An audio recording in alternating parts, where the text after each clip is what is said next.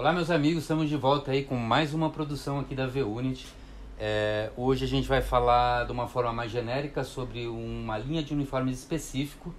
E hoje quem vai tocar o vídeo aí é o Gabriel. Gabriel, se você quiser já iniciar uma breve aí e em seguida entrar com os detalhes, pode ficar à vontade. Bom, em primeiro lugar eu queria dizer que encontrar fonte para estudar as peças que a gente tem aqui é bem difícil.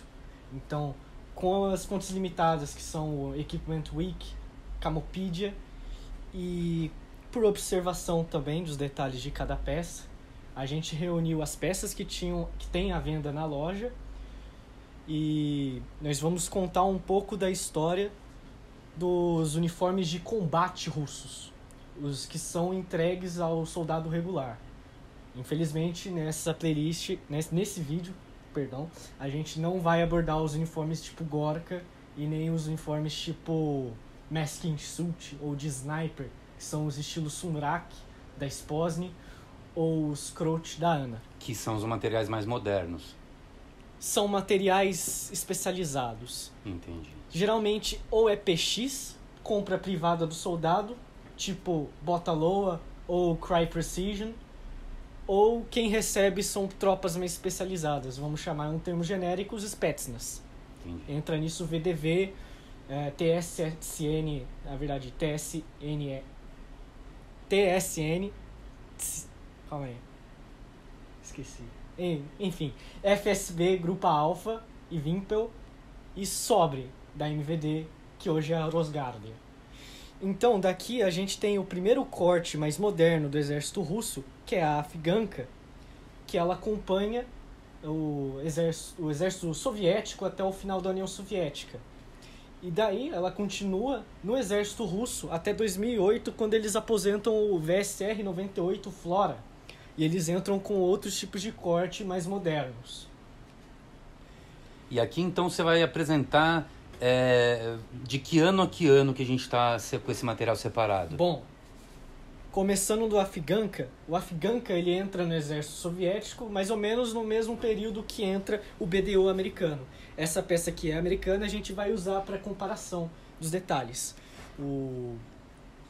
Então, do Afganka até o VSR 98 Flora, que sai em 2008, a gente tem em torno de 30 anos de uniformes de combate, apenas russos, né? Uhum.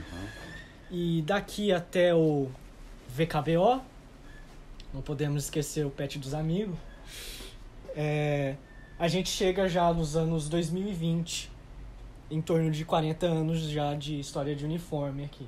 Então, reunindo algumas das peças que a gente tinha aqui na loja, o Gabriel idealizou esse tema, ele já tinha determinado conhecimento, se aprofundou em muito pouco tempo, conseguiu obter um extrato, né, das informações e transformar isso num roteiro aqui para apresentar todo esse material. E junto com isso, da mesma forma que ele colocou um americano de início de produção ali, período simultâneo, como comparação, por fim, a gente vai... O que tem aqui no fim, Gabriel? Aqui no fim tem uniformes do leste europeu. Aqui a gente tem um exemplar da Ucrânia, Armênia, e esses 4 aqui são do Cazaquistão. Eles são uniformes que são derivados do corte tipo Afganka. Eles têm as mesmas características e portanto, eles são um legado dos uniformes russos da década de 80, 90 e o início de 2000. Bom, antes de falar das peças em si, eu vou dar um pouco do contexto histórico da época que o Afganka foi idealizado e produzido. Nos anos 60 e 70, a União Soviética tinha um tipo de uniforme chamado M69. Ele era um uniforme bem rudimentar, especialmente comparado com a contraparte americana que os americanos usaram e desenvolveram durante o Vietnã. Ele era um uniforme bastante similar com os uniformes que o Exército Vermelho usou durante a Grande Guerra Patriótica, que nós chamamos como Segunda Guerra Mundial. Já nos anos 80, a União Soviética já estava começando a desenvolver projetos mais avançados para suas tropas terrestres. E como entra a guerra do Afeganistão, em que em que a estratégia soviética de combate não estava se mostrando efetiva, eles não estavam lutando contra uma potência como a OTAN, eles estavam lutando contra insurgentes, um uniforme mais desenvolvido se mostrou necessário. E então eles chegaram e desenvolveram a Afganka. Esse aqui é um uniforme que entra em meados de 1982. E ele é tipo, a gente pode chamar ele de tipo um BDU. Ele é bem parecido com o BDU. Ele tem 4 bolsos frontais. Ele apresenta 2 bolsos nos braços. Ele tem vazados aqui para transpiração. Epaulets. Ele tem um ajuste de punho bem simples, é apenas um botão. Se você comparar com o BDU americano, o BDU americano ele tem esse flap aqui para fora, mais 2, 3 botões. 3 ajustes, né? Pode pegar aqui. O soviético tem apenas um. E uma parte interessante do ajuste de punho é esse triângulo. Esse é um detalhe legal de mostrar, porque ele é o que caracteriza, na verdade, quando a gente estava fazendo a comparação, foi um dos detalhes mais latentes da peça que a gente conseguiu identificar em todas, né? Sim. As outras, né? Umas peças só que ele é um pouquinho diferente, mas a gente vai da mesma nela. linha. Outra coisa interessante no braço é o reforço de cotovelo, que ele é oval. Todas as peças têm esse reforço. Ele é uma marca bem marcante, né? Redundante. Outra coisa interessante é essa costura aqui nas costas. Isso é Ela incomum, aparece né? em todas as peças. E além disso, essa dobra aqui na lateral. Que é a fêmea, né? Que ajuda a não esticar o tecido quando você faz a movimentação dos braços, né? E ela tem um ajuste de cintura também, Sim, né? ajuste de cintura. E essas peças, na verdade todas as peças russas em geral costumam ter um bolso interno. A Afganka, vou mostrar para vocês, se o botão ajudar. Ela tem 2 bolsos internos. Dependendo da versão daqui para frente, vai faltar mas sempre tem pelo menos um bolso, né? Esse tem 2, os próximos pode aparecer mais. Mostrar a calça para vocês. Ó. Essa é uma calça interessante. Opa. Pode continuar. A calça, ela geralmente apresenta um bolso cargo. Sempre bolso tipo faca. Ajuste de cintura em 2 botões, né? Além de um reforço de joelho quadrado. A gente vai comparar também as calças nesse vídeo. As que tivermos, né? Nem todos acho que vai ter conjunto, né? Infelizmente, nem todos. Vamos lá. E só interrompendo, Gabriel, na tua opinião, o que você acha desse corte aí? Esse corte? Esse design aí dessa peça pra época? Pra época, eu acho... Sim... Pra julgar, ela é uma peça contemporânea pra época. Cara, eu acho bem legal esse corte. Bem legal mesmo. A questão de já ter os bolsos, é um corte reto. Sim. Ajuste de cintura ali. Uma coisa interessante do bolso. A resistência do tecido. Sim, isso aqui é você botar uma malha, alguma coisa embaixo, você tem um casaco. Isso aqui foi desenhado para vento. Para vento, total. Bem resistente. Uma coisa interessante do bolso de braço aqui... Na época, né? Ele tem velcro. Já possuía velcro, né? Quem diz que equipamentos russo é de baixa qualidade, os uniformes da União Soviética nos anos 80 já tinham velcro. O primeiro uniforme americano a ter velcro foi o ACU, me corrija se eu estiver errado, que foi introduzido em 2005.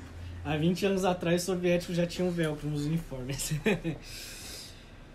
Outra coisa interessante para determinar se a peça que a gente está vendo é derivada do estilo de corte Afganka, é a disposição dos bolsos.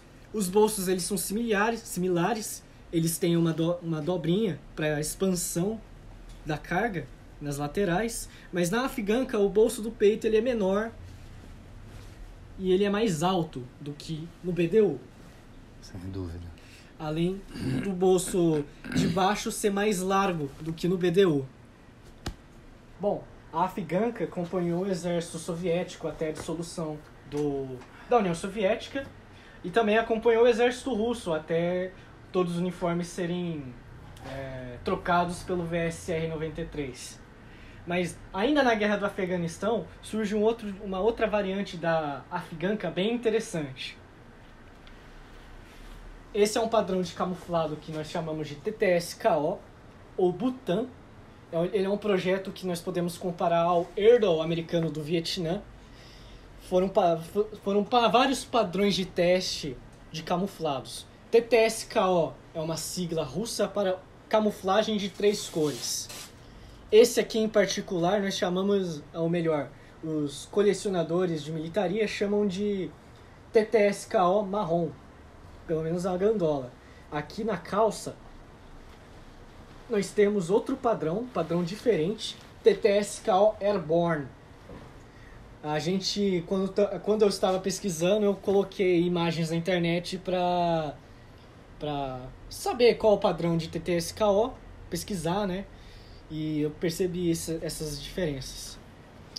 Bom, a jaqueta dá pra ver que ela é completamente idêntica ao Afganka tan, né? Areia, vamos chamar assim. É o mesmo corte, idêntico, não muda nada, os botões, corte. Todos os insumos, só tudo os igual. Botões são diferentes, podemos Mostra falar. O punho ali. O punho, ele tem o triângulo e um bolso. Detalhe latente, um bolso. Na questão da identificação da camuflagem que o Gabriel falou, a gente não vai muito pela coloração, porque é muito complicado você comparar o que você tem na mão com uma foto que você não sabe a iluminação incidente, né? É claro que ajuda a perceber que há padrões distintos, mas o que a gente faz é pegar o quadro da imagem da camuflagem que a gente tem e tentar localizar as formas que são mais distintas dentro desse quadro em alguma área do padrão de camuflagem. Dessa forma a gente consegue ter a melhor base para a identificação. Além do que, se tratando de uniformes russos, padrões da União Soviética e começo dos anos 90, da Rússia, né? A paleta de cores, dependendo de fábrica, tende a mudar. A gente vai entrar nessa questão com mais profundidade quando a gente falar do VSR-93 do BOK. Bom, outra coisa interessante são os dois bolsos internos e atrás a costura nas costas, além da dobra e... Cotoveleiro oval. Reforço de cotovelo oval. A calça a gente pode ver que ela também é também idêntica à Afganka.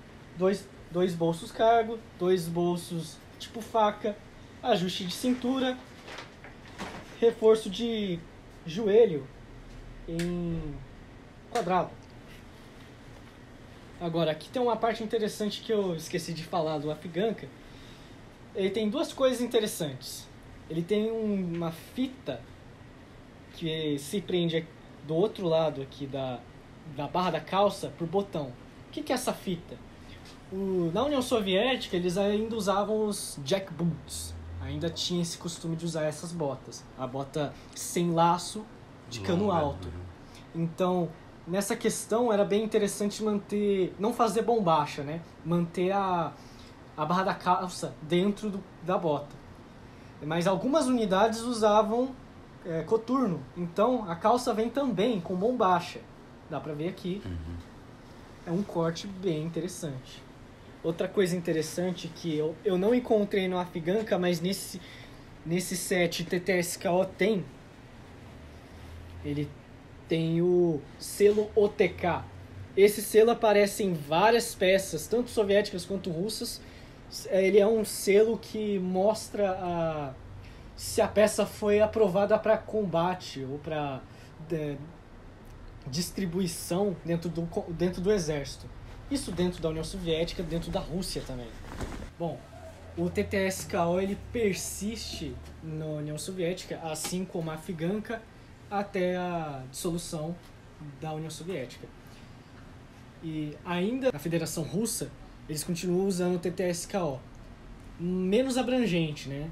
Na Guerra do Afeganistão, quem usava esse padrão geralmente era mais especializado. O pessoal da VDV e os fuzileiros navais russos, soviéticos, que depois da União Soviética foram os que mais usaram até ser completamente substituído pelo VSR-93. Continuando no TTS-KO, a gente tem uma outra peça bem interessante. Essa aqui é uma peça raríssima, para dizer que essa aqui também é. Esse aqui é um casaco de frio soviético. Infelizmente ele falta aquele colar de pele. Colar de pele, Colarinho, super tradicional. Você vê vários tipos de uniforme russos com esse colar. Mas isso dá para encontrar, dá para completar ela. Opa! É só procurar, né?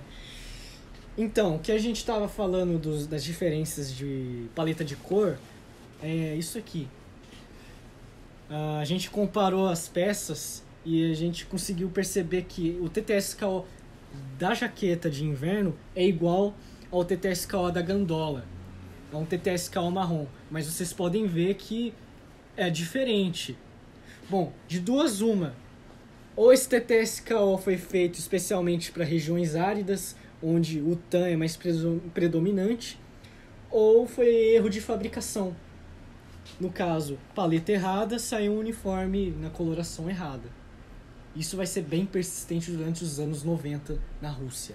Conforme o Gabriel falou no início do vídeo, informação bem difícil de conseguir pela falta de conteúdo em, sei lá, pelo menos em inglês, né? Inglês. Porque detalhes como esse, se for de uma tropa especial de um período, se é árido, o que é bastante complicado conseguir estando toda a matéria em cirílico.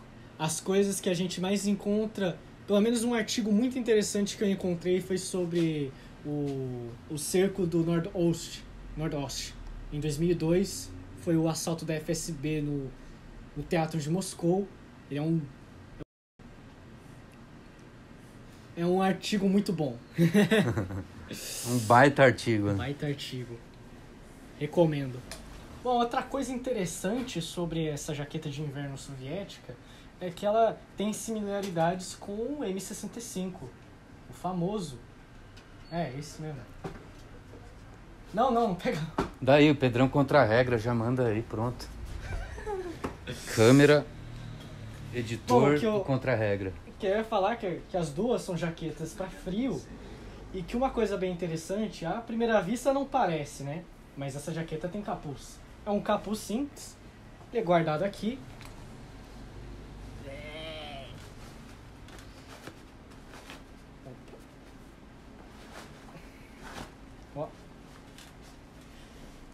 Ele é bem simples, ele não tem um sistema para ser guardado fechamento, feche, né? Igual velcro, o M65 zíper, tem o zíper. E não, você só deixa ele dentro. O M65 você consegue jogar o capuz da mesma forma para as costas, para baixo, ou você consegue deixar ele enrolado dentro da gola, né? Esse aqui ele tá para baixo, aí a gola fica estreita. Se você enrola ele, coloca para dentro da gola, ele fica com aquela gola estufada. Ai, que louco, mano. Parece que o cara... Ah, não, tá enroscado. O ajuste do capuz tá enroscado dentro. Não quero puxar pra estragar o bagulho. Deixar assim mesmo.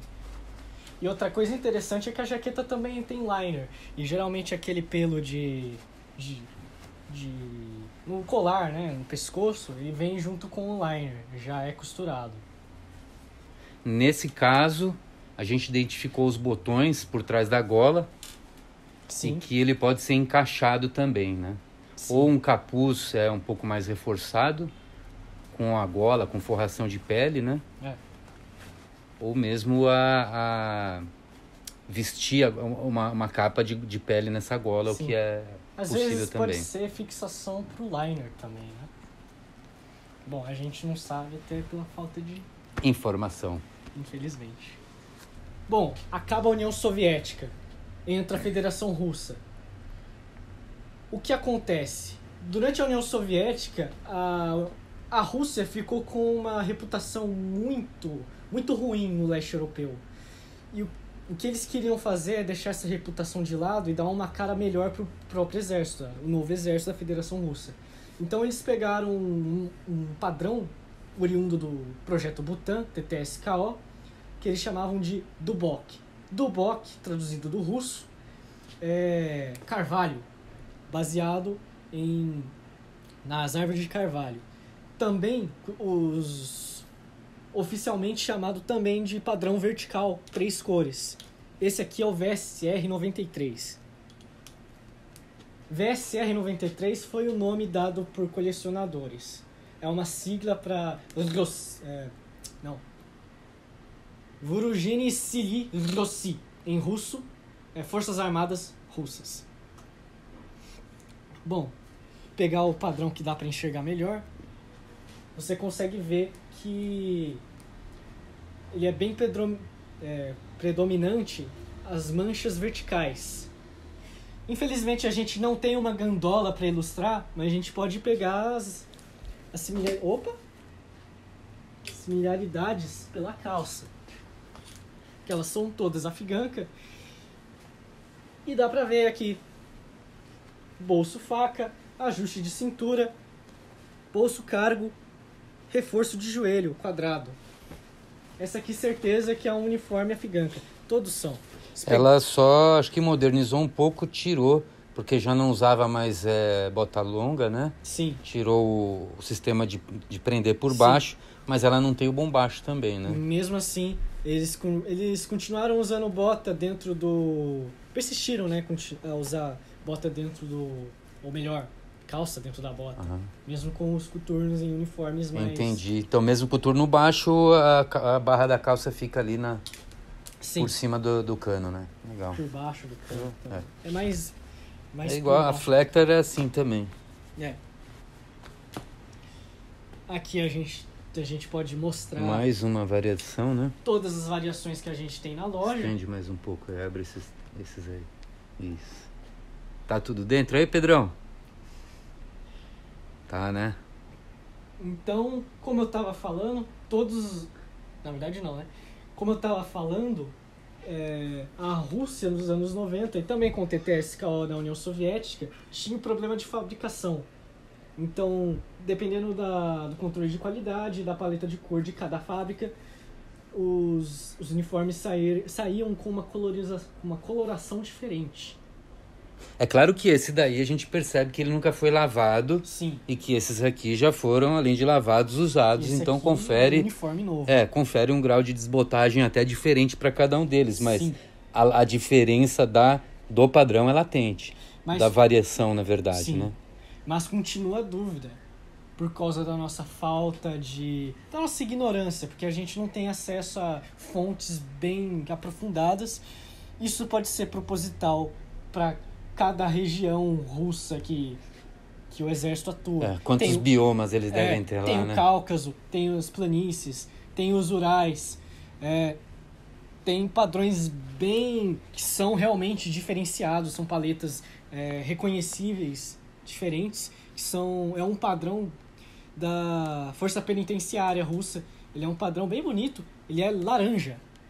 Laranja pode se chamar de TAN, né? VSR. Ele é VSR 93, ele é Dubok. Animal.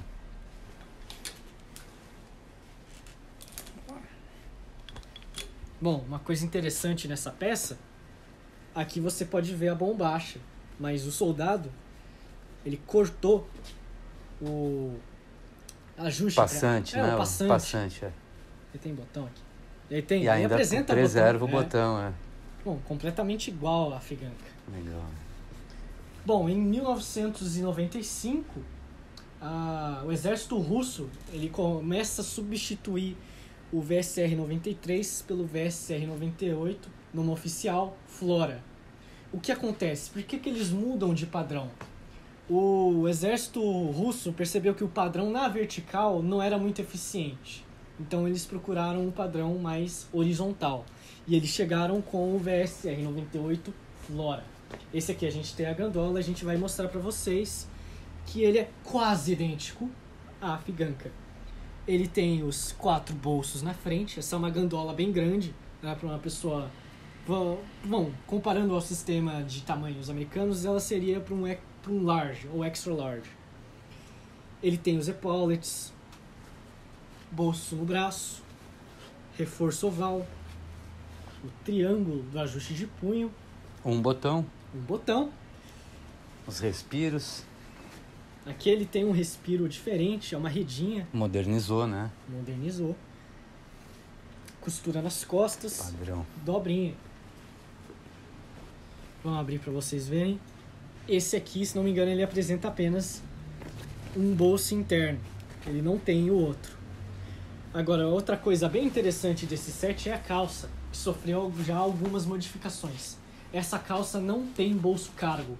Vocês podem ver, é ausente. Mas ele mantém reforço quadrado na calça, além do bolso faca. E essa peça também eles retiraram o ajuste de cintura. Aqui já diferente. Opa, Possui o passante. ele Eu possui. acho que ele tem um botão que segura dentro, é isso? Opa, Ele isso deve aqui estar eu não vi, abotoado. eu É, ach- a gente Eu achei que era Isso- só bombacha.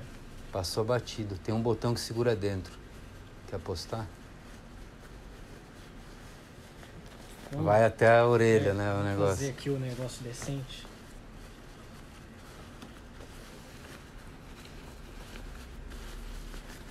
Tá porra, mano. Nossa, tem. Ele tem um botão que segura o passante dentro. Tem esse botão mais interno. E o passante tem 2 caseados para Tem botão. 2 caseados. É, o TTSK também tinha. Tá. Mas aqui tem o botão do passante. É. O Flora, ele persiste até os anos de 2008. Quando eles começam já a maior modernização do exército russo. Mas mesmo assim, o Dubok VSR-93 continuou em uso, assim como o TTSKO. A Rússia, em tempos de crise, quando você não tinha acesso ao equipamento bom, você usava o que tinha. Ou o que você achava melhor, né? Se você é um FSB, no Nordost tem pelo menos 2 caras que usavam o VSR-93, a calça. E em outros termos, o padrão também foi copiado em equipamentos. Você consegue ver no Nordost e em Beslan os coletes à prova de bala, estilo Defender, no padrão do Bok.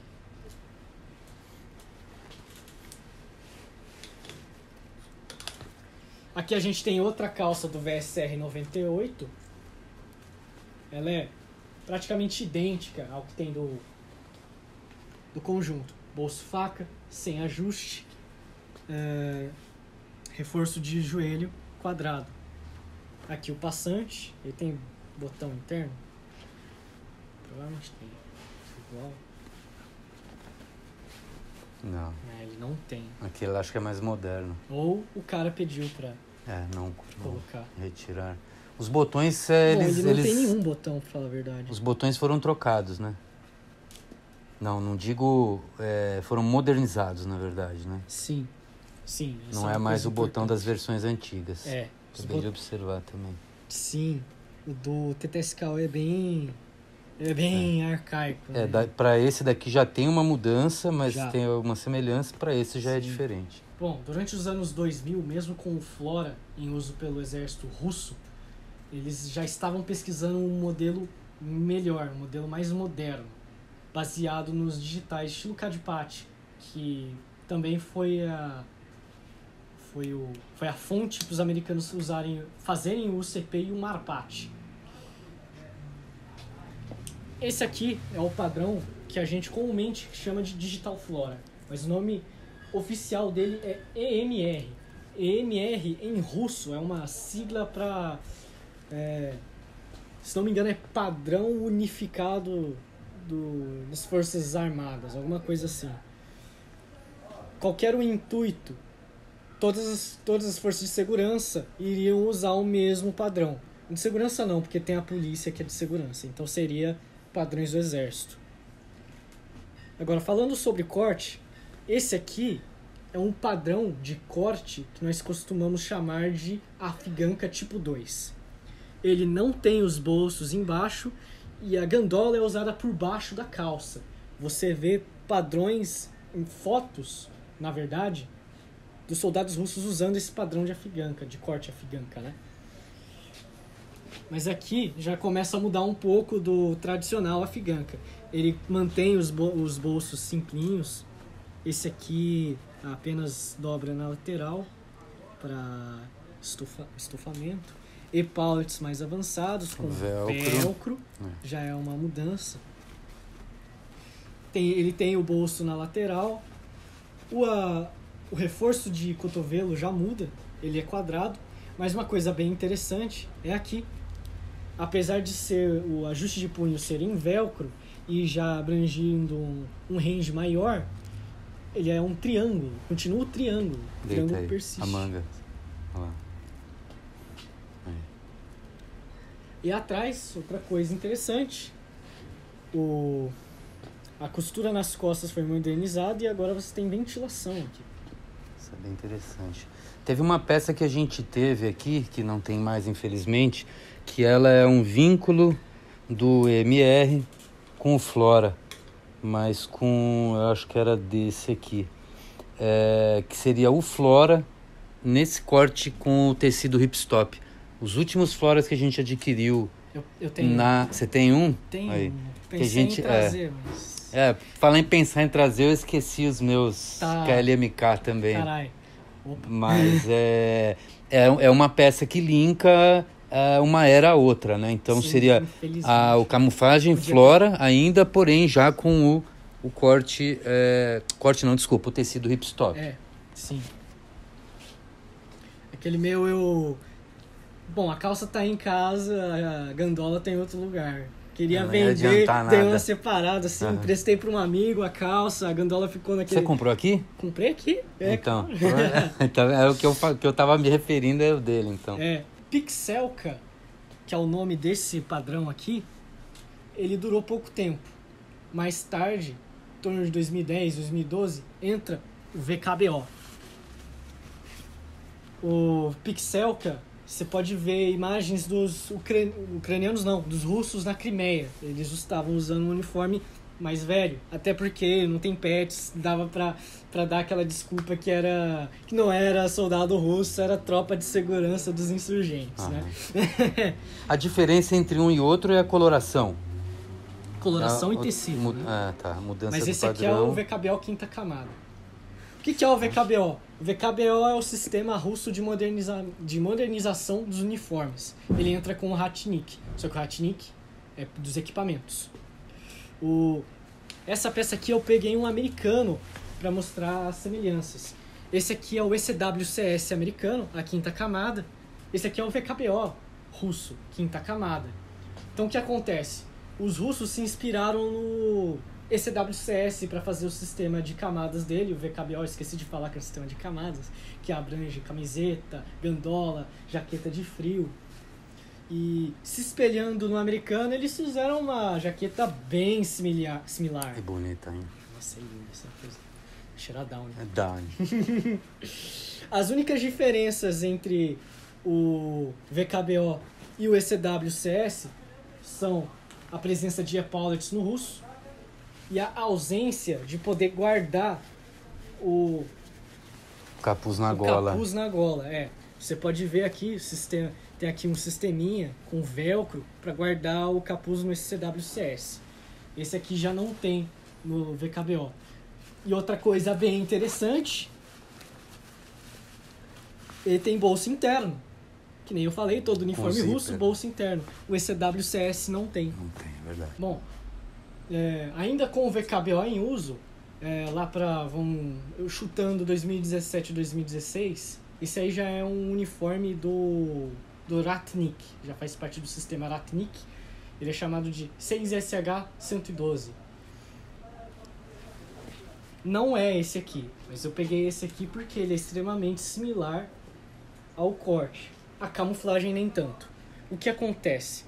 O corte, na real, ele é um anorak. Ele é bem parecido com os uniformes de camuflagem, de sniper, de masking, que eles chamam, da Spozny, o famoso Sunrak e o Partizan, ou mais similar ao Partizan M, porque, nem tanto, os três são reversíveis, dupla face. O 6SH-112 em questão, o Digital Floor, o MR nele, ele é mais claro. E na face de dentro, ele tem um camuflado também, MR, só que para um ambiente mais árido. Ele parece bem rosinha. O Pedrão vai colocar a imagem para vocês visualizarem. Para vocês verem, ele tem capuz, ele é ventilado. Esse corte aqui é basicamente uma cópia do Sunrak ou do Partizan. E se não me engano, ele é feito pela Bars. A Bars é outra companhia russa, muito boa. Aqui a última peça russa, a gente tem esse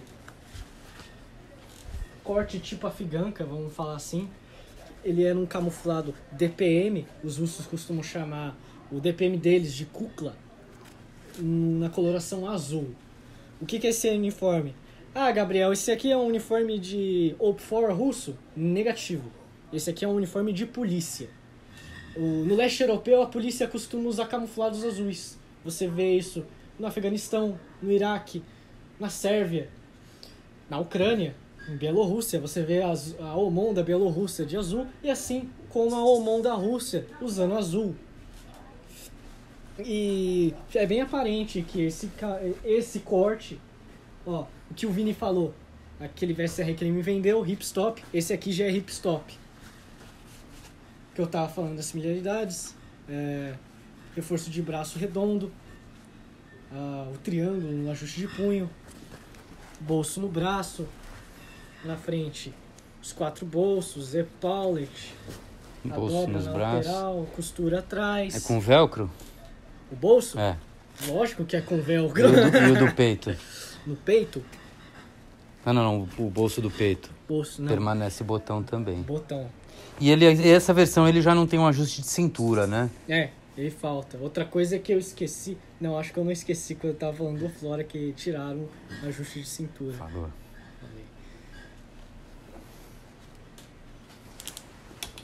Bom, esses foram todos os uniformes russos derivados do Afganka. Agora, a Rússia sendo uma superpotência local, principalmente pelo legado da União Soviética, muitos uniformes das nações satélites da Rússia fizeram seus uniformes baseados no corte Afganka.